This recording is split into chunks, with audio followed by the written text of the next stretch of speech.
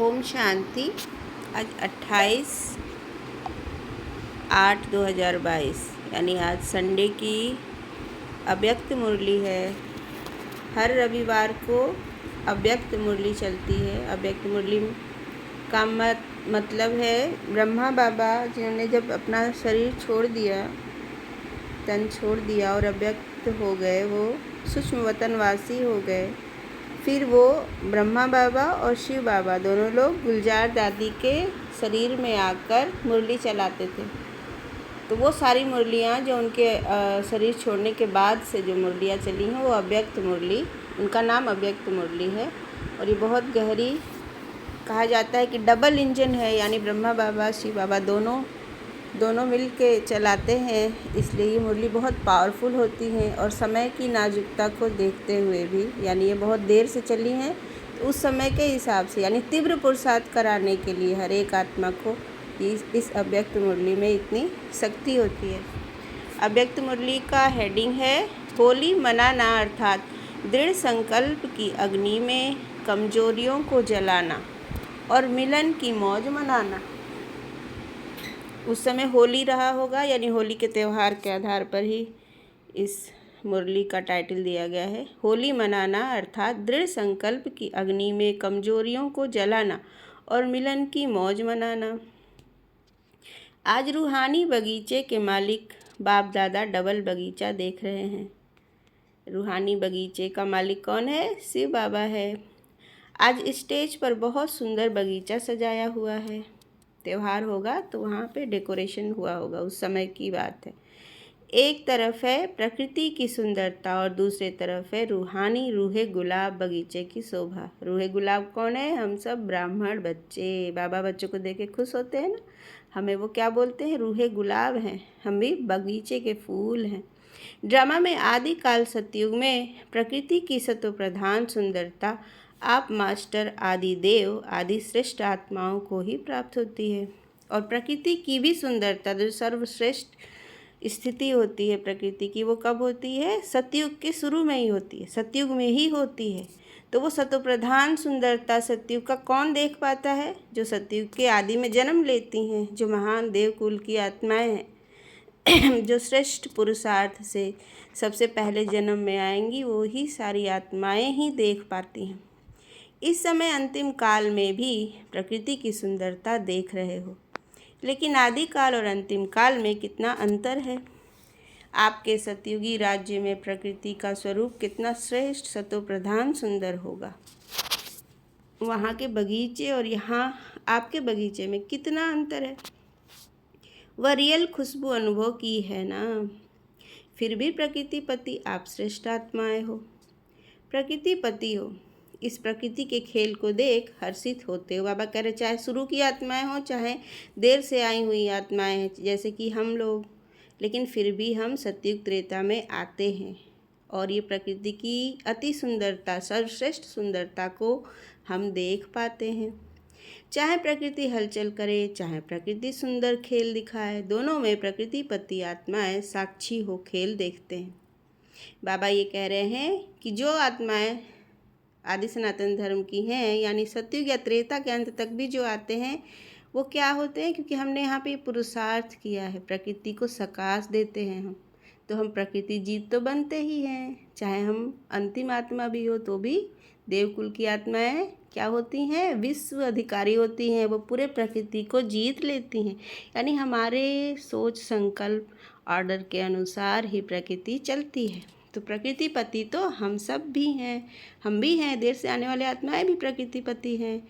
तो प्रकृति पति को तो प्रकृति की सुंदरता देखने में आती ही है। दोनों में प्रकृति पति आत्माएं साक्षी हो खेल देखते हैं। बाबा क्या कह रहे? चाहे प्रकृति हलचल करे और चाहे प्रकृति सुंदर खेल दिखाए, जब अंत में हलचल होगी, अंत में विनाश भी कैसे होंगे? प्रकृति द्वारा भी तो विनाश होंगे। भूकंप आएगा, बाढ़ आएगा। तो बाबा ने कहा कि हम आत्माएं तो उन प्रकृति के हलचल को भी साक्षी होकर ही देखेंगे क्योंकि हम जानते हैं खेल को। हमें पता ही है कि अंत तो होना ही होना है। ये तो ड्रामा का पार्ट है।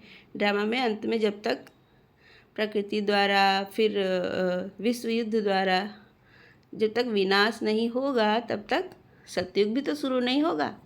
अब बदलना है प्रकृति को, सत्व प्रधान सतयुग शुरू होना है तो पहले विनाश आवश्यक है, पहले सफाई जरूरी है। तो हम उस सफाई के कार्य को भी तो हम साक्षी होकर देखेंगे, मौज में देखेंगे, क्योंकि हमें तो सारा ज्ञान पता है आदि मध्य अंत का।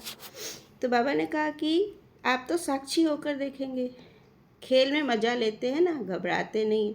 इसलिए बाप दादा तपस्या द्वारा साक्षीपन की स्थिति के आसन पर अचल अडोल स्थित रहने का विशेष अभ्यास करा रहे हैं। तो यह स्थिति का आसन सबको अच्छा लगता है, यह हलचल का आसन अच्छा लगता है। बाबा कह रहे कि आप तो अचल अडोल रहोगे ना। हमने इतनी तपस्या तो इसीलिए की है कि अंतिम समय में हमारी अवस्था हर एक सीन को देखकर संपूर्ण साक्षी और अचल अडोल की अवस्था हो। तो बाबा कह रहे हैं कि आपको हलचल अच्छा लगेगा या फिर अचल अडोल होकर देखेंगे। अचल आसन अच्छा लगता है ना। कोई भी बात हो जाए, चाहे प्रकृति की चाहे व्यक्ति की, दोनों अचल स्थिति के आसन को जरा भी हिला नहीं सकते हैं। इतने पक्के हो ना, या अभी होना बाकी है?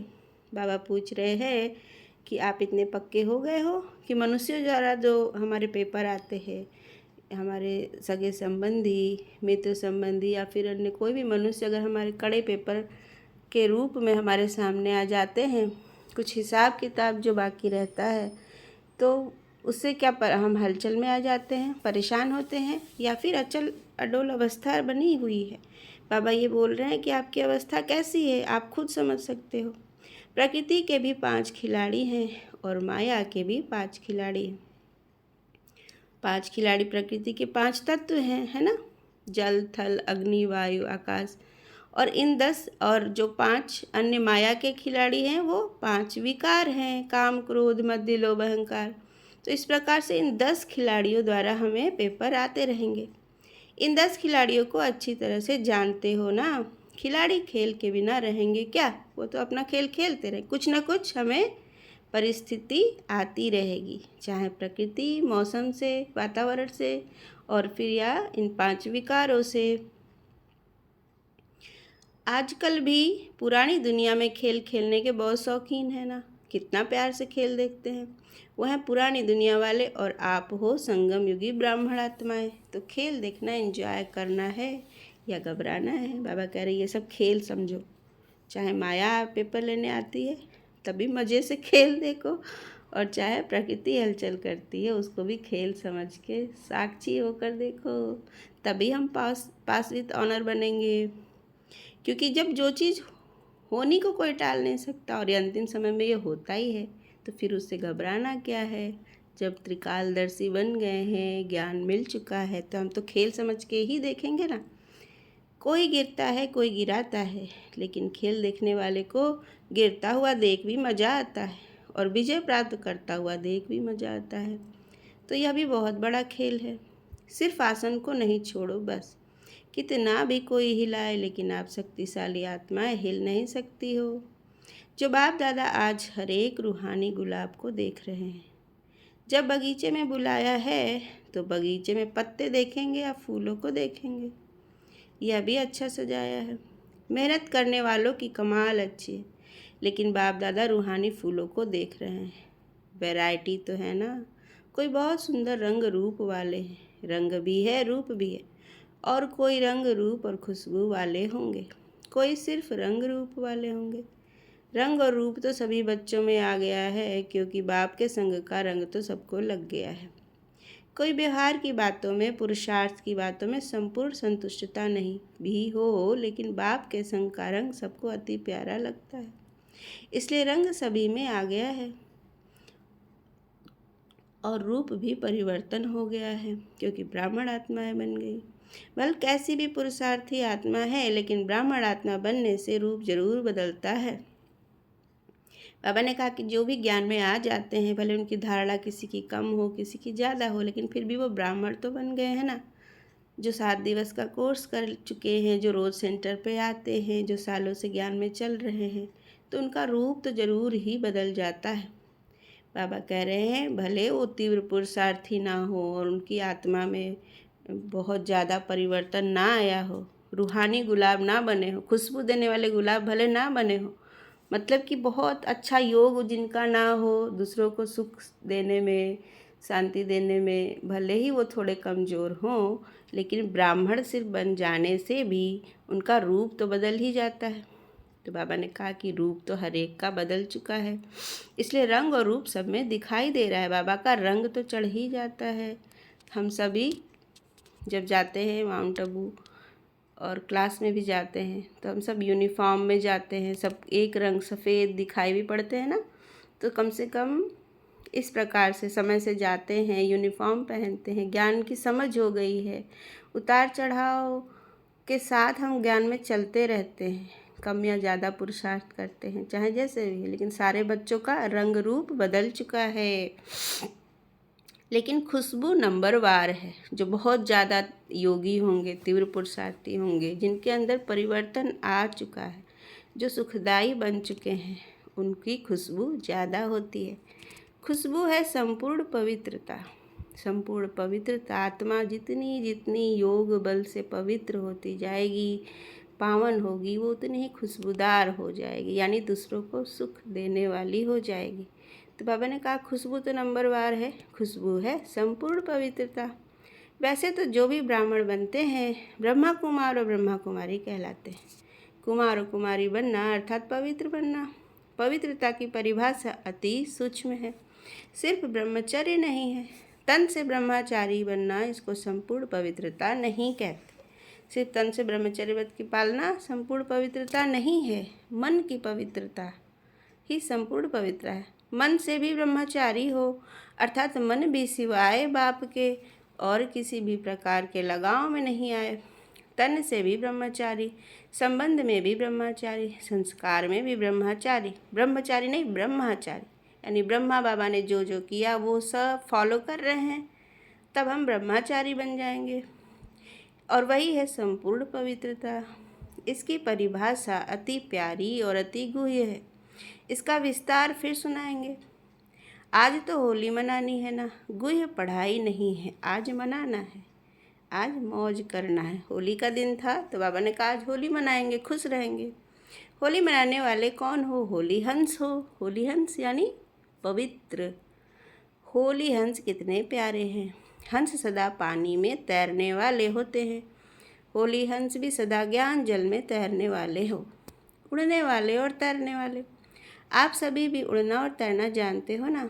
ज्ञान मनन करना, इसको कहेंगे ज्ञान अमृत में तैरना। और उड़ना अर्थात सदा ऊंची स्थिति में रहना।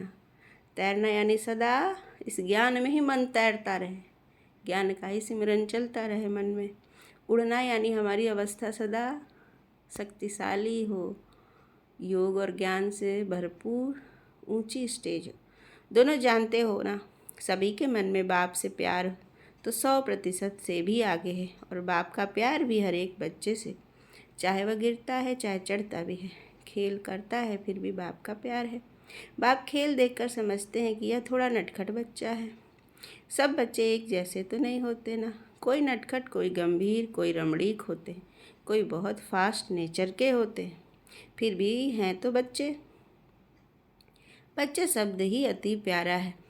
जैसे आप सबके लिए बाप शब्द प्यारा है, तो बाप के लिए बच्चे प्यारे हैं। बाप कभी भी कोई बच्चे से दिल शिकस्त नहीं होते हैं, सदा शुभ उम्मीदें रखते हैं। अगर कोई किनारा भी कर लेते हैं, फिर भी बाप दादा उसमें भी उम्मीद रखते हैं कि आज नहीं तो कल आ जाएंगे। कहाँ जाएंगे? जैसे शारीरिक हिसाब किताब में कोई ज़्यादा बीमार भी हो जाता है, उनको ठीक होने में भी ज़्यादा समय लगता है, और जो थोड़ा समय बीमार होता है वह जल्दी ठीक हो जाता है। लेकिन है तो बीमार। कैसा भी बीमार हो, स्थूल रीति प्रमाण भी बीमार से कभी उम्मीद उतारी नहीं जाती है, यानी हमें उम्मीद रहता है एक न एक दिन ठीक हो ही जाएंगे, सदा उम्मीद रखी जाती है, आज नहीं तो कल ठीक हो जाएगा। इसलिए बाप दादा कोई भी बच्चे से ना उम्मीद नहीं होते हैं, सदा शुभ आशाएं रखते हैं कि आज थोड़ा सा ढीला, कल होशियार हो जाएगा। जब मंजिल एक है, बाप एक है, तो कहाँ जाएंगे सिवाय बाप के। फिर भी वर्षा हर आत्मा को बाप से ही मिलना है। चाहे बाप को गाली भी दे तो भी बाप मुक्ति का वर्षा तो दे ही देंगे। सारे विश्व की सर्वात्माओं को चाहे मुक्ति चाहे जीवन मुक्ति का वर्षा जरूर मिलना है, क्योंकि बाप सृष्टि पर अवतरित हो बच्चों को वर्षे से वंचित नहीं कर सकते। परमपिता परमात्मा आते ही इसलिए है ना धरती पे, बच्चों को मुक्ति और जीवन मुक्ति देने। चाहे कड़े से कड़े बुरे से बुरे भी आत्माएं होती हैं जो अंत में बम ब्लास्ट करके जो दुनिया ख़त्म करेंगे, वो भी तो बाबा के बच्चे ही आत्मा है ना। तो बाबा उनको भी तो मुक्ति देंगे, उनके पापों से छुड़ा उनको भी लेके जाना ही है। तो बाबा के लिए तो सारे बच्चे हैं, परम पिता परमात्मा के लिए तो सभी आत्मा है उनके बच्चे। हाँ, सबका स्वभाव अलग अलग हो सकता है, लेकिन बाबा कह रहे हैं सभी आत्माओं के प्रति उन्हें तो वैसा ही स्नेह प्यार रहता है कि एक न एक दिन ये बदल जाएंगे। बाप का अर्थ ही है वर्षा देने वाला। चाहे किसी भी धर्म में चले गए हैं, फिर भी फादर का याद तो करते हैं ना। हर एक धर्म उनको ही याद करती है अपने अपने नाम से, उन्हीं परमात्मा को ही तो याद करते हैं। एक आत्मा भी वर्षे के सिवाय रह नहीं सकती। हर धर्म की आत्मा भी अपनी अपनी वर्षा किससे लेते हैं? शिव बाबा से ही लेते हैं, वही परमपिता परमात्मा है, बस नाम सबने अलग अलग रखा है। तो साकार सृष्टि पर पार्ट बजाते बच्चों को वर्षा न दे तो बाप कैसे कहेंगे? लेकिन आप डायरेक्ट वर्षा लेते हो, पहचान से लेते हो, क्योंकि हमारा आदि सनातन धर्म ही ऐसा है जहाँ की शिव निराकार आके सबसे पहले अपनी पहचान बताते हैं कि मेरा स्वरूप क्या है, मैं कैसा हूँ। निराकार बिंदु स्वरूप ज्योतिर्स्वरूप हूँ, मैं कभी जन्म नहीं लेता, मैं देवता नहीं हूँ, देवताओं से भिन्न हूँ, मैं ईश्वर हूँ। तो ईश्वर कैसा है, क्या रूप है, वो कब आते हैं, उनका कर्तव्य क्या है, उनका धाम कौन सा है, कहाँ रहते हैं, ये सारा ज्ञान सिर्फ और सिर्फ हमारे आदि सनातन धर्म वालों को ही पता पड़ता। उसमें भी हिंदू धर्म सारे नहीं, देखो सारे कहाँ आते ब्रह्मा कुमारी में, जो आदि सनातन देवी देवता धर्म के सिर्फ वही, जो यहाँ ब्रह्मा कुमार कुमारी बनते सिर्फ वही, जो सतयुग और त्रेता 2500 वर्ष में जिनका जन्म होता है, जो यहाँ से ज्ञान लेते हैं, यहाँ संगम युग स्थापना के समय में सिर्फ उनको ही परमपिता परमात्मा का असली स्वरूप पता चलता है। बाकी धर्म वाले इनडायरेक्ट वर्षा लेते हैं, बाकी धर्म वाले अपने धर्म पिता के थ्रू लेते तो शिव बाबा से ही है सब कुछ, लेकिन अपने धर्म पिता के वाया लेते हैं, इसलिए वो डायरेक्ट वर्षा नहीं लेते। आपका डायरेक्ट कनेक्शन है, चाहे निमित्त साकार माध्यम ब्रह्मा बना, लेकिन ब्रह्मा से योग नहीं लगाते, योग बाप से लगाते हो ना। हम ब्रह्मा मुख वंशावली तो है, लेकिन हमारा योग किससे है? परम पिता परमात्मा से है। ब्रह्मा से डायरेक्ट वर्षा हम नहीं लेते, हम शिव बाबा को जानकर शिव बाबा से योग जोड़ते हैं, ब्रह्मा से नहीं।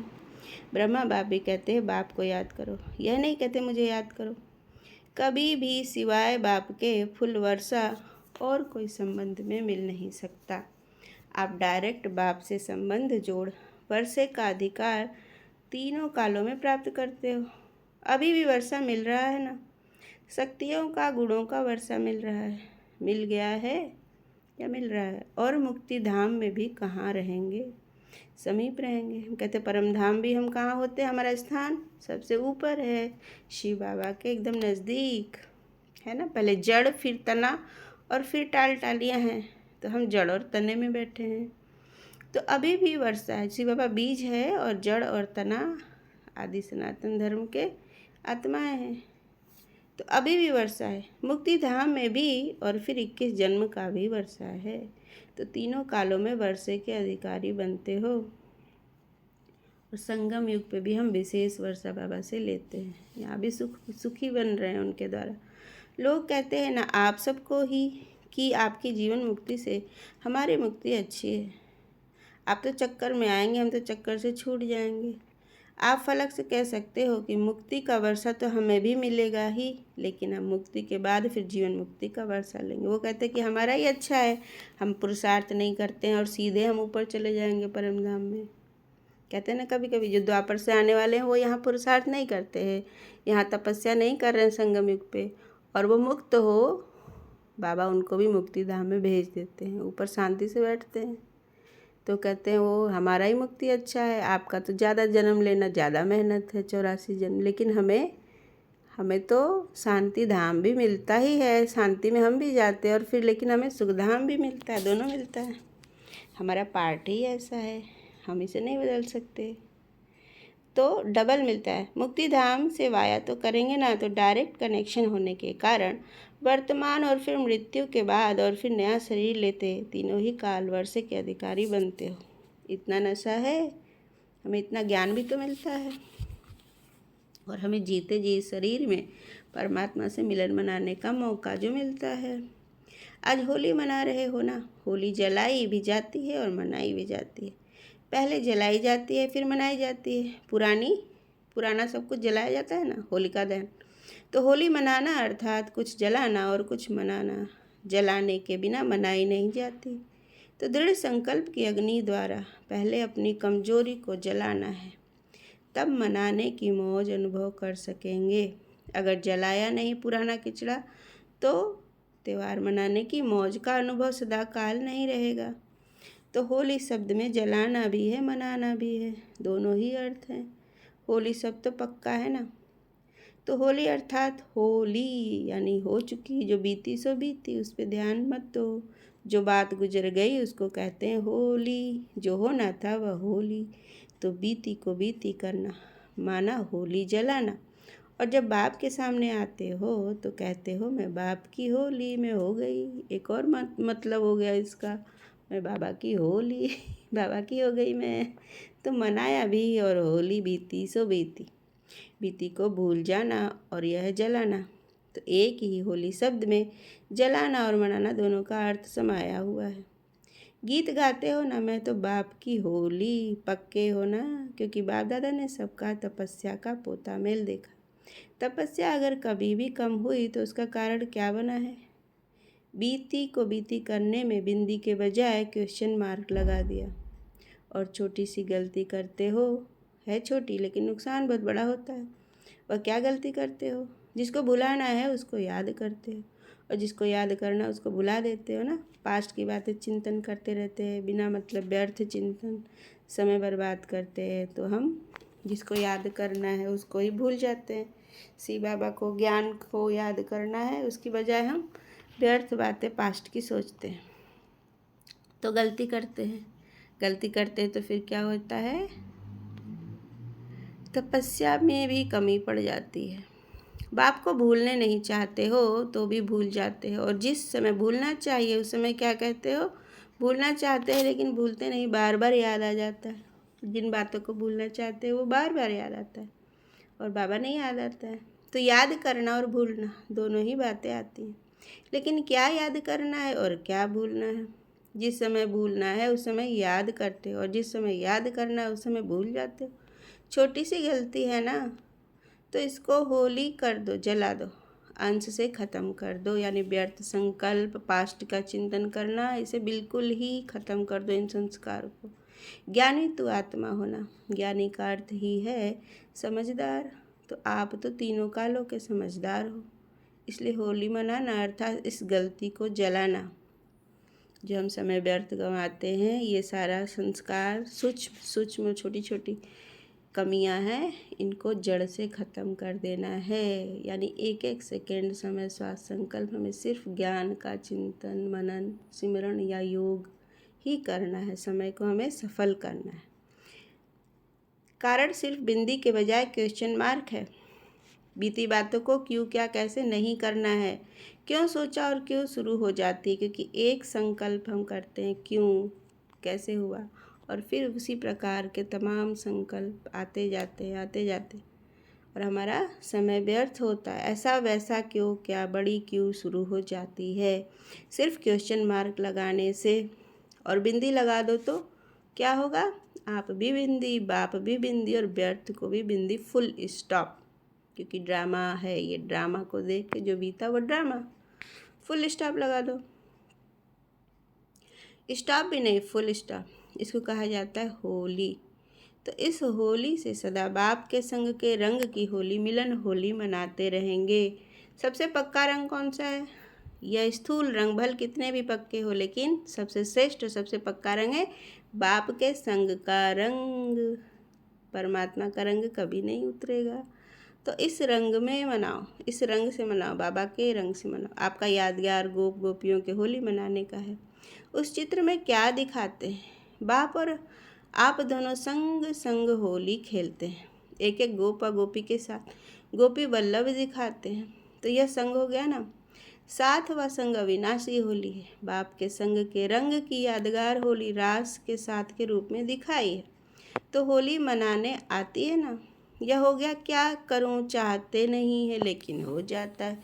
आज से इसकी होली जलाओ, समाप्त करो। मास्टर सर्वशक्तिवान कभी संकल्प में भी यह सोच नहीं सकते हैं कि हम चाहते कुछ और थे लेकिन कुछ और हो गया, है ना। सर्वशक्तिमान तो जो चाहेगा वही करेगा, वही होगा। डबल विदेशी भी अच्छी सेवा की वृद्धि में आगे बढ़ रहे हैं। बाप से भी प्यार है तो सेवा से भी प्यार है। सेवा अर्थात स्व और सर्व आत्माओं के साथ साथ सेवा। पहले स्व, क्योंकि स्व स्थिति वाले ही अन्य आत्माओं को परिस्थितियों से निकाल सकते हैं। सेवा की सफलता ही है स्व और सर्व के बैलेंस की स्थिति। ऐसे कभी भी नहीं कहो कि सेवा में बहुत बिजी थे ना, इसलिए स्व की स्थिति का चार्ट ढीला हो गया।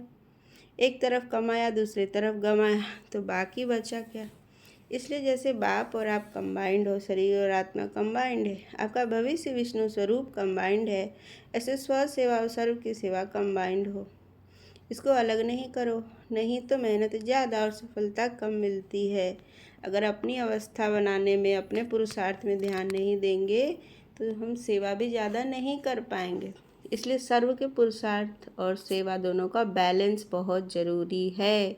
अपने लिए समय दे, अपने पुरुषार्थ पे सबसे ज़्यादा ध्यान दे तो सेवा तो स्वतः ही हो जाती है। उसके बाद इस ग्रुप के चार्ट में भी सेकंड नंबर ज़्यादा है, फर्स्ट भी कम है तो चौथा पांचवा भी कम है।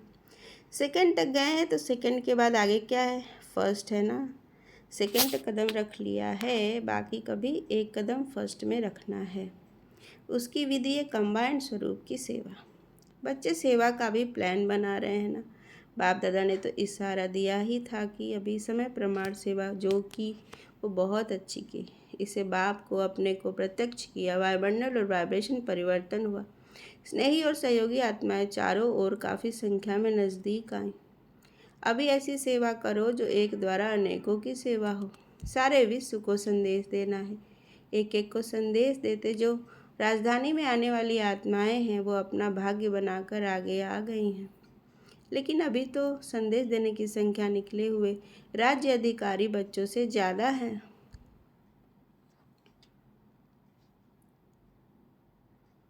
मतलब बाकी बच्चे ज़्यादा हैं जिन तक संदेश अभी तक पहुंचा नहीं है, और संदेश पहुंचाना है, वो संख्या ज़्यादा है। बाबा ये कह रहे हैं उस समय तो बहुत कम आत्माएं ज्ञान में थी ना, तो जो ज्ञान में आ गई हैं, जो राज्य अधिकारी बनेंगे वो तो आ चुके हैं बाबा कह रहे हैं। लेकिन जिनको अभी संदेश पहुंचाना है वो बहुत सारी आत्माएं, राज्य फैमिली में आने वाली, प्रजा में आने वाली, वो सब तो अभी बाकी हैं, उन तक अभी संदेश गया नहीं है।